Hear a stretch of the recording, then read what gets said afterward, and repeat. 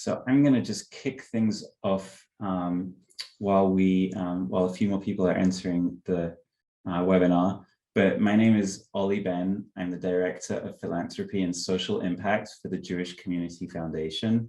And I'm very delighted to lead this session today, where we have some real experts talking about this super important topic of homelessness in San Diego, and how we can actually go from some of the myths to the real solutions that are actually happening every day in San Diego.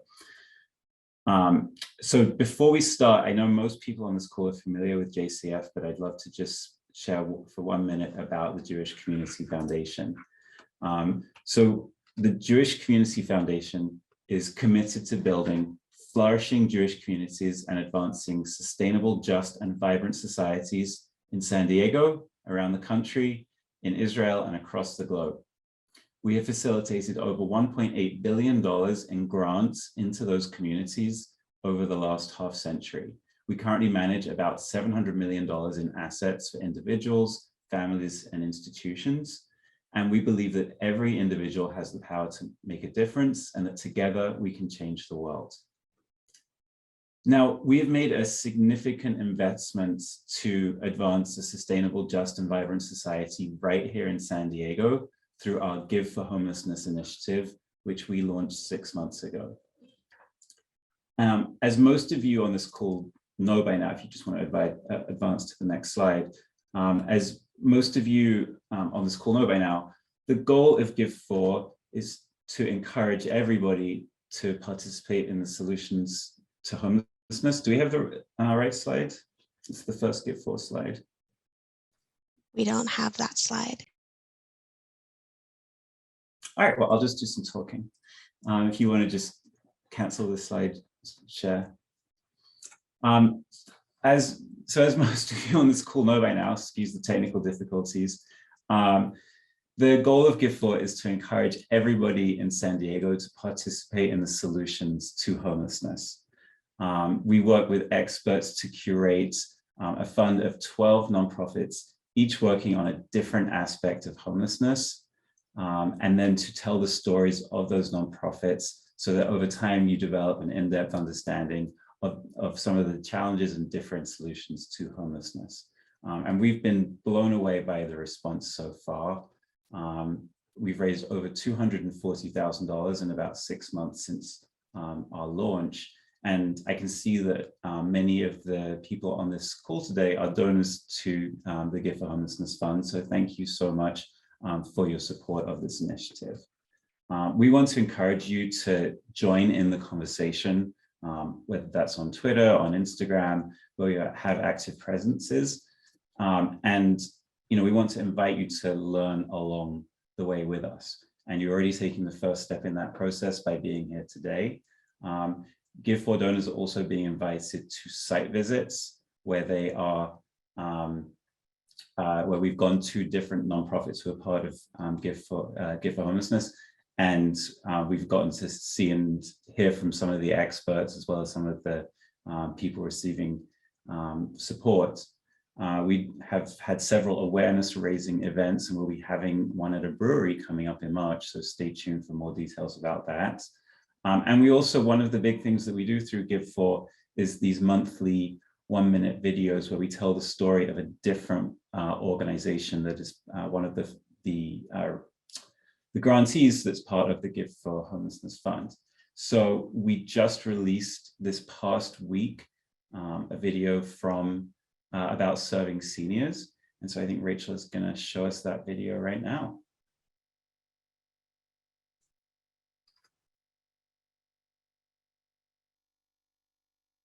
Eating on $1 a day, or just going to the 99-cent store and getting a pack of tuna or something like that.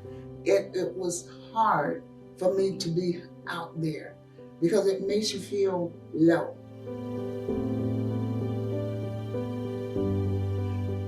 I don't wish homelessness on anybody.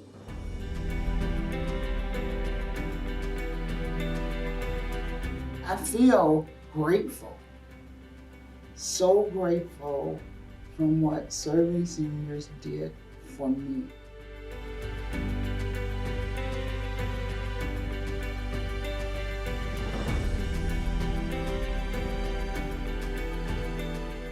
I'm not moving unless they kick me out for some reason. But I'm not moving because I like it over here, and I'm just grateful.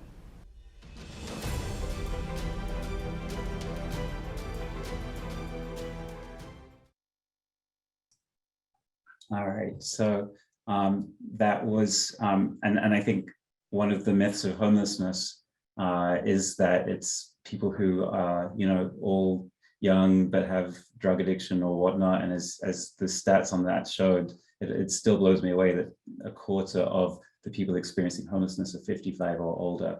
And in that age range, it's very much an economic situation that causes them to be experiencing homelessness. But we are going to dive in today to our panel, which has features 3 of the nonprofits from the Give For Fund. And I will let Tamara in a second sort of introduce them and start this discussion. But we'll stick some more information in the chat about Give For. So if you're interested and not yet aware, you can follow those links and take a look.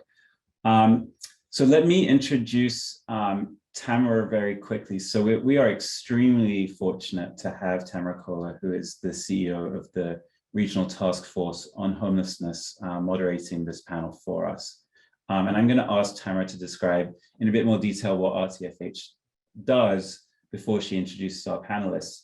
But I'll say that RTFH is one of those super important behind the scenes organizations, sort of in the same vein as something like 211, where the public doesn't really get to see and understand the full scope of their work, but they are kind of like the scaffolding on which a lot of the services in San Diego County depend. And their website has some really incredible dashboards and data sets, which they put a lot of effort into making accessible to anyone. And Tamara, who brings over 20 years of senior leadership experience in this space, has been pivotal to RTFH's recent success. So Tamara, before you moderate our panel, I'd love for you just to briefly introduce the Regional Task Force, maybe touch on the point in time count, what that is and why it's important. And then I'll hand it over to you to take it from there.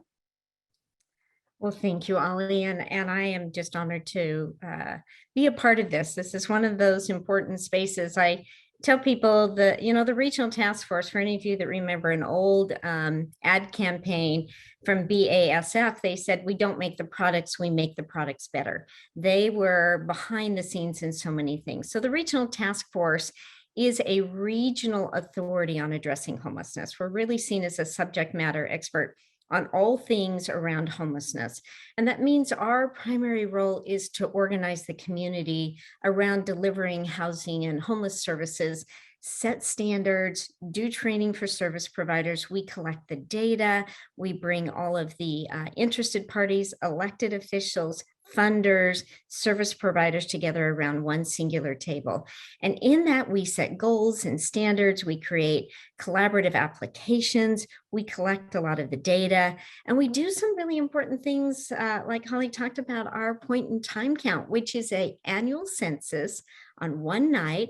We've actually, in the interest of the surge of Omicron, moved it from January 27th to February 24th. We need, it's a high volunteer based interaction. And it is the actual data set that we were able to determine that 25% of our unsheltered population are seniors 55 or older. So it's just one example of one of the really important I think, practiced responsibilities that we do in collecting information. We put out system reports on all of the different subpopulations, and we really strive to help our community collectively move towards a homeless system where if someone experiences homelessness, it is rare. So good prevention and diversion. It is brief, so strong connections to systems, and it's non-reoccurring, which means that people, if they experience homelessness, that when housed will retain their housing, they will recover, they will thrive, and become really the people that they desire to be. So Ollie, it's kind of a brief introduction to what we do. And you want any other thoughts? You want me to go right into our panel? Let's dive right in. Well, thank you. This panel, I think, is really important. It's one of the most important things that I think we get an opportunity to talk about. So I'm just going to ground our conversation today in an important truth, that homelessness is not an identity. It is something that people are experiencing. So it's not a personal characteristic. It's not a personal failing. It's not a failing of someone. It really is a failing of our support systems. And you're going to hear about what that looks like from our panels. It's also important to understand the cause of homelessness are very diverse. It's a very complex problem, but almost all are rooted in an unexpected traumatic experience. So we're hoping in this discussion that we'll dispel some of the misconceptions. We're going to talk about them and call them out, and hopefully gain an understanding of why those myths or misconceptions are harmful, and how we can better understand at what leads to better outcomes, what are proven solutions that are real and obtainable. And we're going to hear from some of the best in the work. Victor, Heather, and Laura Ann represent some really important work and unique intersections to how we address homelessness, from prevention to stable housing. So I hope as everyone joined as participants, you had a chance to see these great organizations. You saw their titles, maybe clicked on their links, and hopefully you'll get to know these organizations a little bit better. But we're going to go ahead and just jump right in. We've organized the first part of this really to think about some of the myths. And I'm just going to state two that we hear very often, and then start with Victor to also add to that. You have really good knowledge on some of those myths, but one of the ones we hear often is that all of our homeless individuals are mentally ill or addicted, and that they're homeless by choice. And I think those top myths create a challenge and a barrier for us to be able to really have the robust discussions. So Victor, I'm going to start with those, and please add, your top myths to the discussion. Thank you, Tamara. And sure, yes, I think that those are myths that we hear as well. Hi, everyone. My name is Victor Esquivel. I'm the Director of Housing and Youth Homeless Services at the San Diego LGBT Community Center. My pronouns are he, him, his, and I'm very happy to be here. And in regards to those myths, Tamara, I think if anything is more true, is it is that once a young person, in this case, that's the population that we serve here at the center with our programs I oversee, a lot of times they may never have used a substance, but because of their experience of being on the streets and experiencing that homelessness, they are put at risk of, trying something new they haven't tried before, associated with somebody they may have not associated before for survival. So in many ways, being out there on the streets and homeless puts them at a higher risk of substance use disorders, and in some ways, mental health illnesses that may come about based on those experiences they have on the street. So starting with that, some other myths we also hear, of course, is that they're out there by choice, right? They're choosing to be out there and be homeless, or that they're somehow criminals, and they're where they are because of choices they've made. For the youth that we see, which we do have a focus on serving LGBTQ youth, many times it has to do with them being rejected by their families. They end up homeless because their families, they come out to their families and they don't accept who they are, and then they put them out on the streets. Other times it has to do more with just financial strife, right? Just the family itself having a hard time keeping up with the rent and the mortgage, and maybe somebody got sick in the family and couldn't come up with the rent that month, and that kind of snowballs into that situation. So that's what I would add at this time for that question there, Tamara. Thank you, Victor. I think it's really important that we've got to be honest. Financial is one of those leading challenges. Heather, same question for you. Thank you, Tamara. My name is Heather Lazon, and I am the Executive Director for Youth Assistance Coalition. And we work with the population age from 12 to 24. And then, of course, when our kids have kids, so we have some little ones as well in our center. I think what both of the comments were true. We hear that a lot, that they're lazy, or they don't want to work, or they're unable to, they're not willing to do what it takes. A lot of our youth are aged out foster care. We also are getting a lot of youth who are in college, and they're just trying to struggle to make it through college right now. And they're living in their cars, or they're living on the streets, and they're motivated. They're going to college. College is rough, and they may not have parents or a family that can help support them. And, especially in San Diego, the housing is such that it's so hard for them to maintain an apartment or afford an apartment, and the first and the last. And so, how do you balance it all? And so, that's where our programs come in, and we really help them budget and try to find a way to do this. Because as Victor mentioned, every night on the street that our youth is on the street could change their world forever. The dangers and the experiences that happen on the street can be horrific. And so if we don't intervene at a young age or as soon as we can, it could alter them forever. And, and again, people are like, they're lazy, they're drug addicts. And yes, we have mental health, and yes, we have drug addiction. But if we don't start working with these youth, wherever they come from at this age, they will be our adult homeless. And then it becomes harder and harder and harder to work with them. And so they come from all areas. They could be my child, who had to have tough love for a day. We see every side of it out there. And they're just kids. They're just kids. And so I think that's kind of all I have. Thanks, Tamara. Thanks, Heather. I think, the important, a couple things that Victor and Heather touched on, some of these myths actually are exasperated when they are experiencing homelessness, right? If you've ever used any substance, then when you are on the streets, you're more inclined to be, whether by choice or just by who you're associating with, something given to you or not experienced with, it elevates all of their challenges, which is why I think, Laura Ann, the great work around prevention is a critical part of the conversation. The myths and the bias that happens, the judgment there of people, how much of that we can really dispel and give people a greater fighting chance is in the prevention side of it as well. So, Laura Ann, what are the myths that you also hear from your side that you think are harmful and challenging to our work? Thank you so much, Tamara. And yeah, this is a great conversation. And I can certainly agree with all of what we're trying to dispel in terms of these myths. My name is Laura Ann Fernia. I'm the executive director of the City Heights CDC. We're a nonprofit in City Heights, been there 40 years. And we recently launched the Eviction Prevention Collaborative to help people stay in their homes so they don't become homeless.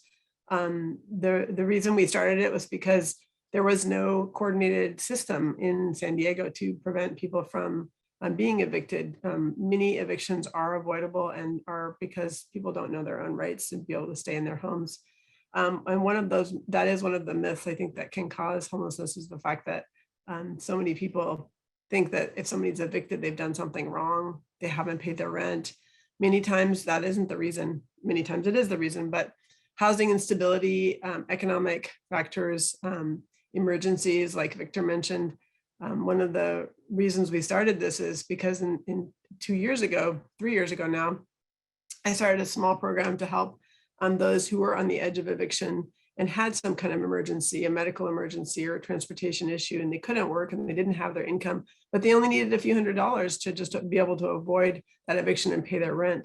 And that's actually a program or a concept that's been very, very successful all over the country. So that's one of the things we're doing. And then that led us into finding out more about what the eviction system is like and how terribly the effects are of eviction on families and children, especially long-term health effects. In this case, COVID, obviously, much more at risk of COVID, much more at risk of homelessness, much more at risk of long-term trauma for the children, particularly, and for the parents.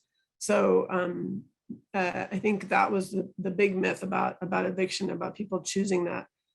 Housing instability has many causes, and obviously we're not going to be able to go into all those factors. But I think it is worthwhile to look back and to see that, we used to have a lot more public funding for public housing. We don't have that anymore.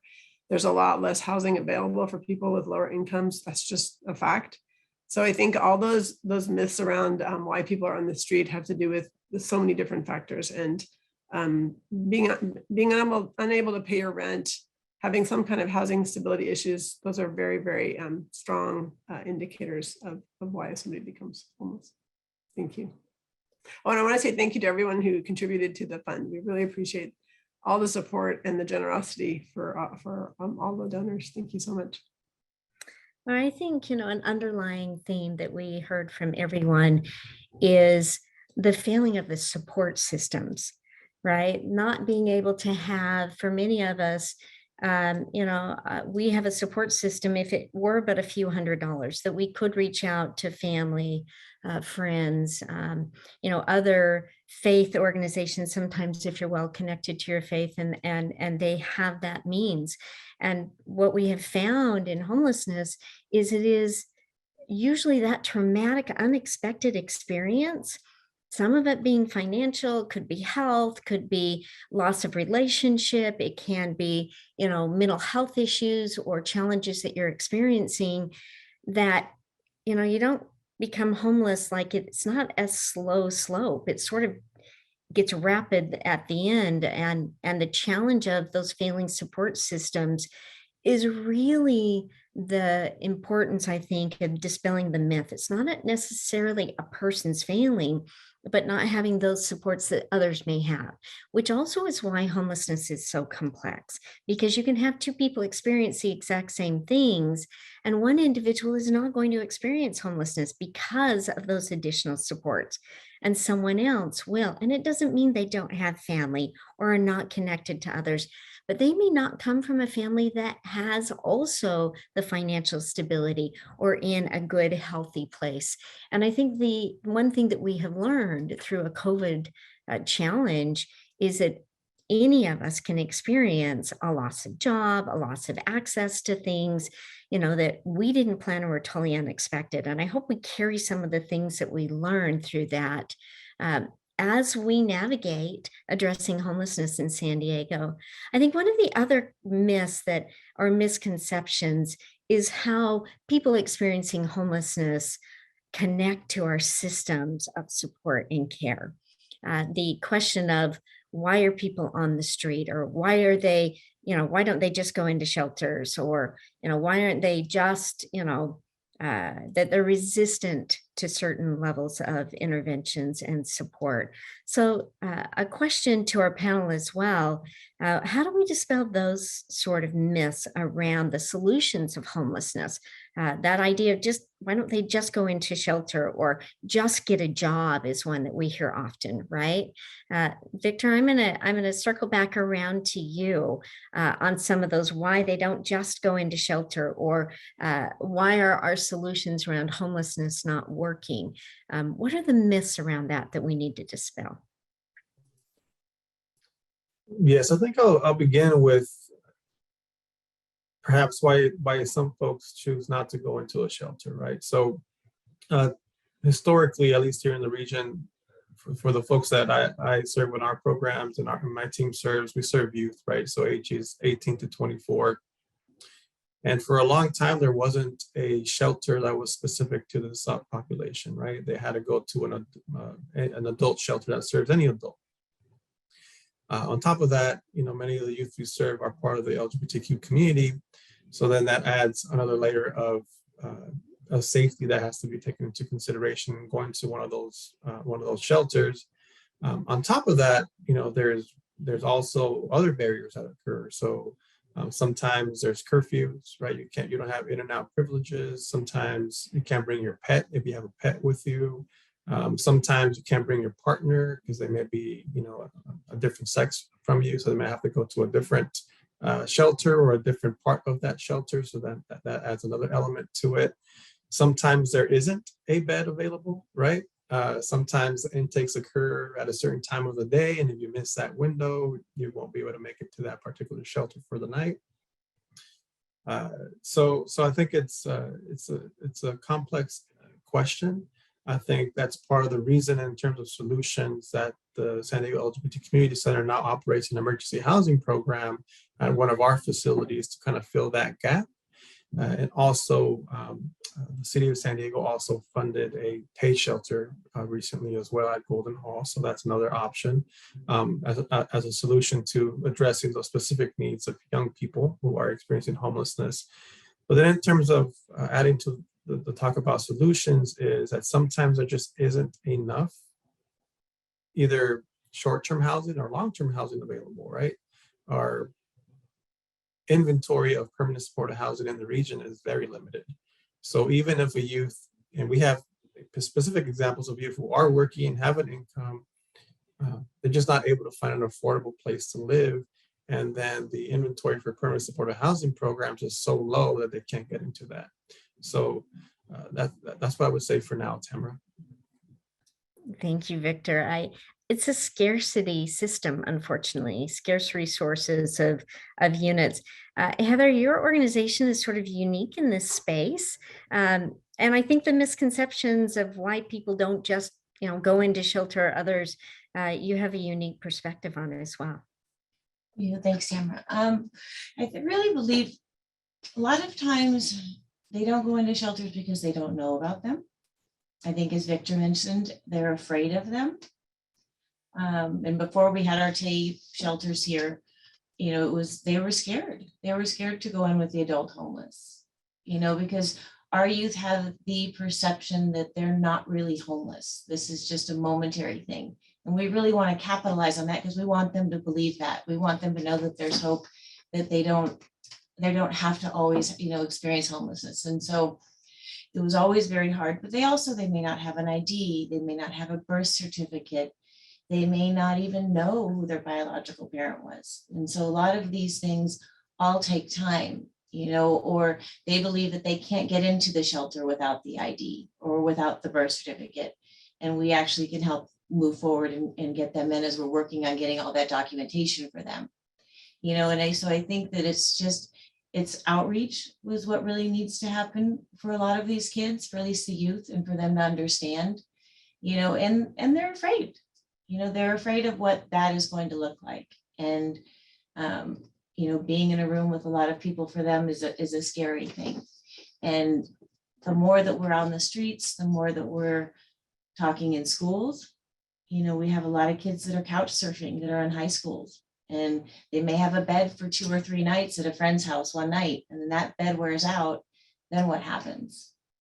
And so they don't know that there's actually a TAY shelter. They don't know that, that there's somewhere safe that we can get them into. Is Victor's program, which is amazing. We have a lot of our youth that we put there. We also have a hotel motel voucher program that we work with another organization. And so there's options, but I think the lack of education for the youth that are experiencing homelessness that are not downtown, that that end up on the streets, it may not be maybe for one night, but again, that one night can change them, as they're couch surfing. And so I think it's the lack of education behind what's available and the ability to get them that information. You bring up a really good point, and we used an acronym. So I just want to make sure that people know what TAY means. It's hard in our work not to use the acronyms or the lingo of our industry. So TAY is a transition age youth that goes from 14 to just before they're 25. And if you think of any of us, I have adult children, I have grandchildren, I'm just going to age myself and tell you I do my roots, right? A TAY age is the age that my kids really needed me, right? Even when they were in college. So I think that even the myth that, hey, they're an adult at 18, right? We have really seen the importance of having these supports for this transitional age youth group, because many of them come from really challenging family experiences as well, and don't always have all of the same sort of support and skills that they need. And so there's a portion of our homeless system that focuses on that age group, and that's what we call TAY. Really important. One of the things we've learned about this population and focusing on them is that if we can work with them in their homelessness to stabilize in housing, we reduce chronic homelessness, which is our most vulnerable, most expensive part of our population, which happens later on in life. So Chronic is having it over multiple iterations, over multiple years, and they usually start in that Tay age group. So this population is really important that we focus on it, but really important that those that are listening understand why we also need this targeted and focus for them, because they also are vulnerable in an adult population. We don't, even in our criminal justice system, we separate these populations for a purposeful reason. And so in our homeless populations, it's important to do that. I think, Laura, you also, through prevention, have, a very interesting, people have misconceptions. I think you touched a little bit on it, like, why don't they just pay rent? Or it's a slippery slope and it piles up pretty quickly with fees and challenges and other things. And then why don't people just do what when it comes to prevention? So would love your insight from kind of that prevention lens. Sure, Tamara, I think the number one thing is that housing, like you said, is a scarcity market right now. And so the demand is so high that prices are a lot higher. The costs have gone up. I think I saw recently that the housing prices have gone up, I think 35% in the last couple of years, and income has gone up. It's under 20, it was like 6%. I'm sorry, I don't have the exact numbers, but it hasn't matched at all. So people, even if they're working 2 or 3 jobs, sometimes it's really difficult to make ends meet and pay their rent. I think if you have a situation, this is happening all over the country, but it's, I think, particularly difficult in California and where costs are especially high. But when you have this kind of situation where it's very precarious for a lot of families because they literally are living paycheck to paycheck and they don't have any extra and they don't have any savings, and they get to the point where if something does happen, like a medical emergency or something that affects their income, maybe the car broke down, then they literally can't pay rent. And then, like you said, it starts that slippery slope and they have that issue of how are we going to manage? And some of them do have support systems. And I think this is also why that support system is why we don't see more families experiencing homelessness on the streets, to be honest, because a lot of families are doubling and tripling up just to be able to make ends meet. And so that brings me back to this idea of homelessness itself and the definition of, which is, it's not a clear definition. We don't have a consistent definition around the country, even around the globe. But people who are not sleeping in their own homes is basically the bottom line. And if you are in a precarious situation where you don't know if you can pay your rent next month, and then you can't pay your rent 1 month, it's very difficult to catch up. And on top of that, if a family is evicted, that eviction is often on their credit history, and it makes it very difficult for them to rent again, which compounds the problem. So I think in terms of the myth, there's really nobody who by choice goes to the street to live. I think sometimes people get used to it and they are more comfortable there, but in general, the vast majority are there because of economic and housing instability issues. And obviously there's the mental illness addiction, but it's not the majority, I think we found. And you would know better than I about that, but I believe that to be the case. Well, thank you, Laura. And I think that, you bring up a really good piece of dispelling the myths. What is homelessness, right? How do we define it? So much of the definitions are done by either federal or state funds that are there to support the system of care. But I think a really solid definition around homelessness is anyone that is housing insecure, right? Whether no housing, literally homeless, or is in a precariously housed situation, which means I am not here necessarily because this is our combined choice, right? There are people who double up, couch surf, have other, just trying to avoid the ultimate experience of being literally homeless. And there are families that double up. I've done that with my adult children while we were finishing building a home. And I think, there are others who that is a design choice to have grandparents there for care and other things. So it's really important to think about it is really that housing instability that is the challenge of homelessness, that you are having choice in your housing and in the way that you're receiving housing is healthy and well for you. And I think that we do a better job as we have great experts like you that can really break this down in a way that people can really understand it. And I think that's hugely important. We're going to circle back around. One part that I think we have sort of touched on, but also is important, is the solutions. There are solutions to homelessness. Prevention is one of the most important if we can catch it before it happens, but also many of those solutions, we don't have enough capacity in the San Diego region to fully implement those. We don't have enough shelter capacity. We don't have enough housing capacity. Affordable housing is an issue that, really is at the heels of so much of our individuals experiencing homelessness that is a financial issue. That also means it's really hard to get them stable again. But in your opinion, what are really the top solutions that you see around ending homelessness and addressing that level of homelessness that we should better invest in or really rally around the importance of it? And I'm going to go back to you, Victor. Thank you, Tamara. I think when it comes to solutions, I think that we're doing a much better job as a region. So there isn't one solution to this issue, right? For example, we have programs here at the San Diego LGBT Community Center that deal with prevention, diversion, outreach, host homes, emergency housing, and then permanent supportive housing. And the reason that is, especially for young people, is that we need to have options, right? Not every situation is the same. They're very unique. Young people come to us with different needs. So we have to be able to have these options to tailor those services to that particular client for them to be successful. So regionally, I think we're doing a much better job.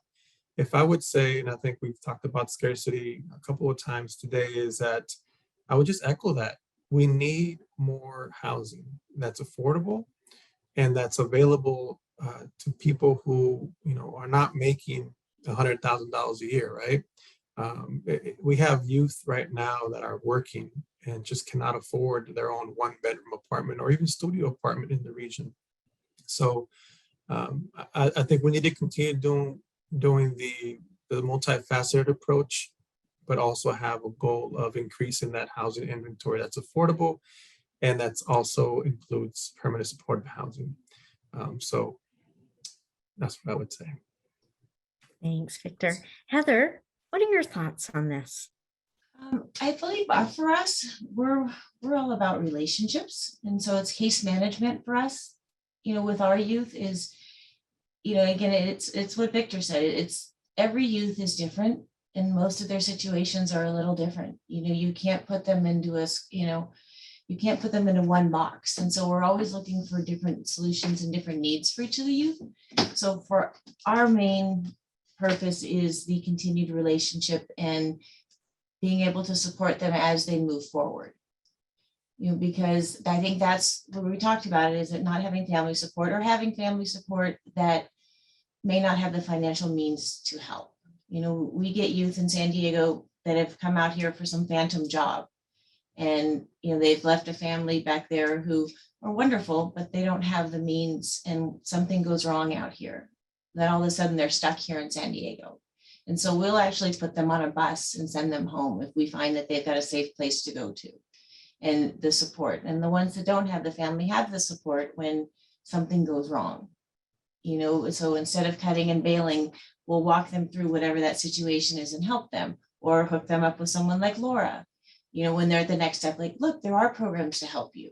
And so it's the case management side of it for us is really building the relationship and continuing to help them walk through some of the struggles that may have started, they're experiencing homelessness, or some struggles that they don't know yet, because life isn't simple and there's no clear roadmap. And so if you haven't been given one early on, or even if you have, it gets trickier and trickier as it goes on with the housing shortages and understanding how to budget and how to do your life. And so it's just the continued relationships and case management that we really believe in that will help our youth because everyone needs somebody, and so our organization can be that for them. Thanks. Thanks, Heather. Victor and Heather, I think you hit on some important things, right? Capacity, choice, options. One of the really important things, Heather, that I think sometimes we have a challenge is understanding these supportive services tailored to the needs of the individuals is a critical part of how we solve homelessness one person at a time. It is the kind of work of people. It's about one person at a time, one person, and getting connected to the right organizations, having choice and option, the dignity of really understanding what their needs are, and then having the resources to meet those needs, right, Victor? The right housing, the right options, whether permanent, transitional housing, employment options. I think all of those are the solutions, but we don't always talk, deeply about the level of people, investment in supportive services, the organizations that also are the experts in engaging with people directly. So Laura, I'm going to go to you next, because I think it also, you spoke to, eviction being a solution, but, a little deeper. And then I'm also going to circle back around to each of you really leaning into what your organizations do. I want to make sure you get a chance to really talk about what communities you're in, how you're leaning into this work, sort of the depth and breadth of your organizations as well. So I'm going to go to you, Laura. Thanks, Tamara. I want to say also the City Heights CDC, we are also an affordable housing nonprofit. So we have 406 units of affordable housing. And the reason I bring it up is not because we have availability, I wish we did, but because I wanted to illustrate the fact that almost like all affordable housing providers here in San Diego, we have a 5 to 10 year waiting list for every single apartment. So that just is an example of why we're talking about this, because there is not enough affordable housing. There are way too many people who cannot afford to live where they live now. And that makes them housing unstable, because that means that that's the smallest thing could take them right over the edge and they wouldn't be able to pay rent and they might get evicted. And we also have a lack of inventory, like both Victor and Heather have talked about, and that is being built very, very slowly. For example, we have been working on developing an affordable housing complex, a new one in City Heights. It's been 3 years since we were able to purchase that with our construction partner. We've just barely getting some of the money. It's probably going to be at least another 3 more years, because it's very, very expensive here. It's expensive to build. We do not get the land discounted or as a public benefit, even though it is a public benefit. It's actually sold at market rate. So we're competing with, developers all over the county. So those kinds of things really do affect our inventory. They affect the number of affordable housing that's available. They affect the ability for people to actually pay for their own homes and live in an apartment that they can afford. I just wanted to bring that up. So in terms of preventing eviction, the side of that came out for me is that we would have, and we still do have, people coming in our office constantly asking for, can I sign up for an apartment? Or can you help me? Because I don't know why my landlord's doing this. A lot of questions, a lot of needs. And we realized that there was very little place for them to go. So that was a big impetus to build this system, a network of the legal providers that help in San Diego County. And that is primarily legal aid. Legal aid is almost the only. We have a very small volunteer lawyers program. We have also a program through the Western Law School and through USD Law School. They're very small in comparison to the demand. And it's only recently that we've been able to help undocumented tenants. That cannot happen through legal aid because of federal mandate. So that means that every undocumented tenant renter in San Diego County has had no access to legal assistance until USD just finally got some funding to be able to do that. What that also means is that as a county compared to other, let's say, California counties, we have very, very little legal protections and legal assistance available for low-income tenants. It's really difficult because the majority of people that live in San Diego County and city are renters, the majority. So it's one of our big pushes is like, how can we prevent and keep people in their homes and prevent those avoidable evictions where people really just don't know that they can stay in their home. They don't know. They don't know what their lease says. How many of us ever read our leases, right? We don't. So those kind of basic things about the actual demand. So we just don't have enough affordable housing, plus the fact that many people don't know how to stay in their homes. And on top of that, the economic factors that keep people from being able to earn enough money to pay rent, just as Victor was very well pointing out. I can give you an example of a family we helped early on, even before COVID. She had had a baby and had had complications in the hospital.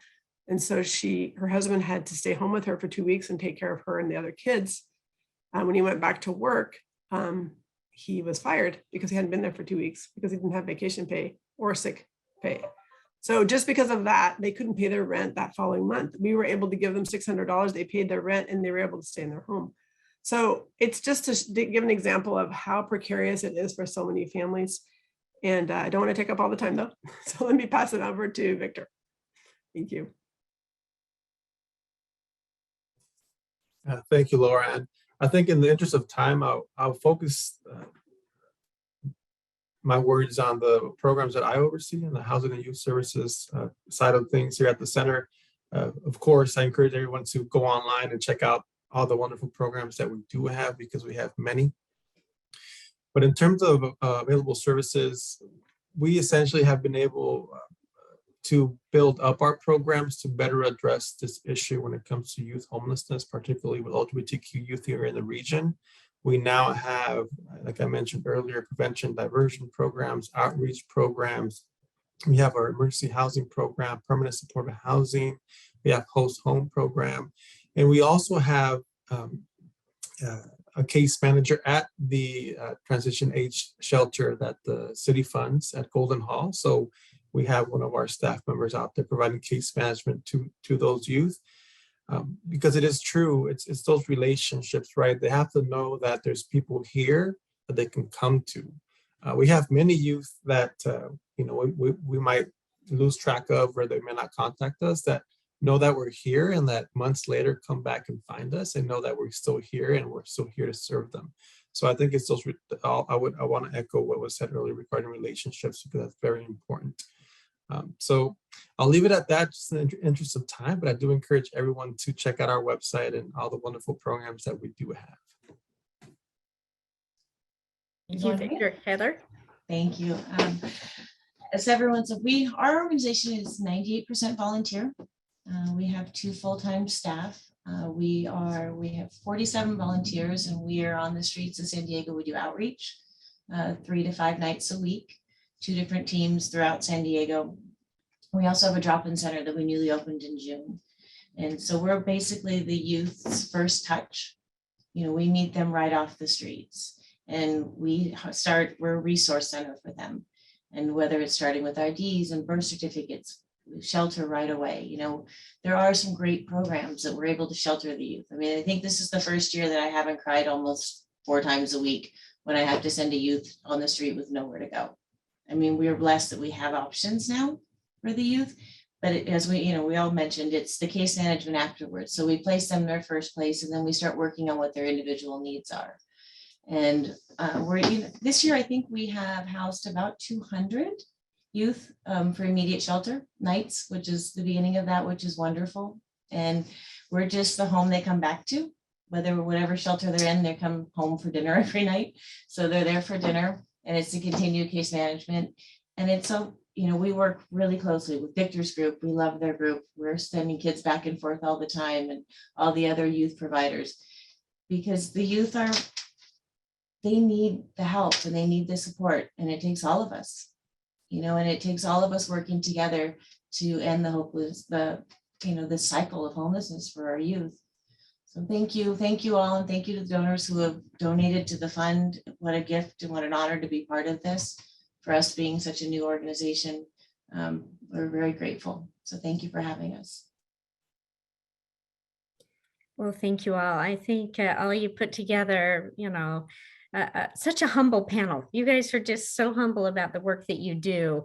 And, you lead this work with such dignity and impact. And I think one of the challenges, not only in dispelling the myths, is helping people understand how to get information to people. You don't know you need these services till you need them. And I think that's, no one I've ever met said, hey, I plan to be homeless, right? That was on so I exactly knew what I was going to do and where I get information, which is why I think this panel, Ollie, is just so important and so powerful to bring together the organizations that you're, funding through the foundation, but also dispelling the myths and raising awareness is powerful work and important work. The more that we can help people not be fearful of asking for help and seeking those resources, and knowing that they will be treated with the level of respect and dignity and just dogged determination to connect them with the things that they need with them, not necessarily telling them, but with them. I love Victor, like the options, the choice, the importance of that is so critical. So with that, Ollie, I'll give it back to you. Well, I thank you. I want to give it back to you with one final question, just for you, Tamara. But I just first of all want to say thank you to the entire panel. I want to say thank you to you, Tamara, for really expertly moderating it, and for our three amazing guests who really, I think, like you said, Tamara, very humbly have perhaps understated the importance of their own roles and their own organizations who are doing such incredible work out there. I wanted to say I have a slight sickness, which is I like to look at the attendee count. And I just want to note that the attendee count did not go down at all, which never happens on these things. And I think that's just a testament to how well you guys have spoken, and how articulately and clearly you've spoken on these really important issues, and the amount that people care about this really pressing issue. So Tamara, I just wanted to offer you the floor with one, whether there was any other particular solutions you wanted to identify. I was thinking in particular about talking about the importance of stable housing as a solution, and sort of the housing first sort of concept. We've talked about it, or you touched on it a little bit in this panel, but I just wondered whether that, or if there's anything else that you wanted to just mention before we wrap up. Well, thank you. I have people ask often, because housing is the solution to homelessness. I do this work because I know it's a solvable problem that, keeps me grounded in my work, and that truly anyone is successful in housing with the right supports. I know when my kids left for college, they were successful in their dorms or in their housing with the level of supports that they got from the school, from their roommates and their parents and everyone else. So, one of the truisms around this work is that the solution to homelessness is housing, and that we don't have to wait for people to be in any specific space or condition, or have everything figured out, or solve all of the issues before housing is clearly the solution to their homelessness. And that, that is a critical piece. We also need to know that, the dignity of people and the importance of choice. Many of these are adults struggling through challenges. And if we can reduce the stigma and bias, create a system that helps them find the doors and find the supports and the solutions, and then gives them the opportunity to stabilize and thrive, that we know that those solutions all look importantly different. We need supports for our senior population. Their housing looks a little different. I need things on the ground floor. I can't expect them to, go up multiple flights of stairs. We have, around families, we have solutions around our veteran population. We've had a lot around our, transition age youth as well. And so one of the really important factors, Ollie, is as a region, San Diego needs to embrace housing for everyone as a basic human right, which means housing that is more affordable, more attainable, solutions to prevent evictions, more general support and funds to be able to do that when it is, sort of an emergency response, and then embrace deeply the importance of having public housing in our communities, in all of our communities, and the places where basic emergency services are at. If our system was more robustly built on that premise, right? Many of us who have adult children could have our children closer to us because we would have housing here that's affordable for them. That one, 2 weeks of not being able to be at work, that I not only worried about losing my job, but the income, right? That 2 weeks of income is so many people are on one paycheck away from losing their housing. And so I think San Diego as a region has an incredible opportunity to really look at our communities and think about how we need housing for everyone and what that will look like in its affordability, in its sustainability. And if we will do that, we'll reduce the numbers experiencing homelessness just because we will have more housing stock. for people to be able to retain housing and stabilize. And I think we are really, the power is within us as citizens, as our communities. But it also means that while we're doing that, and Lauren talked to it takes a long time to get housing. So working with the market that we have and building an emergency crisis response system that has the sustainability and capacity of shelters. One of the things I know is we would rather have people in a shelter receiving the services, the care, the food, the nutrition, the hygiene options, rather than being on the streets.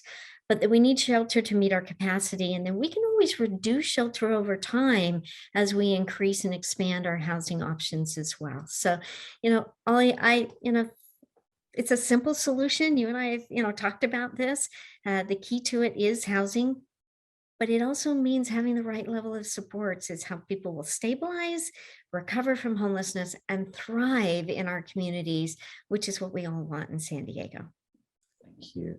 And thank you I think that was an excellent way of wrapping up. So thank you so much. Everyone will receive an email with links to the particular organizations that were featured today, as well as a recording of this session. So if you want to share this with other people, we highly encourage you to do so. Thank you again so much for your time. And thank you for everyone who is supporting Give for Homelessness, or these particular organizations. You're doing really meaningful work out there. So thank you all so much, and have a wonderful rest of your day.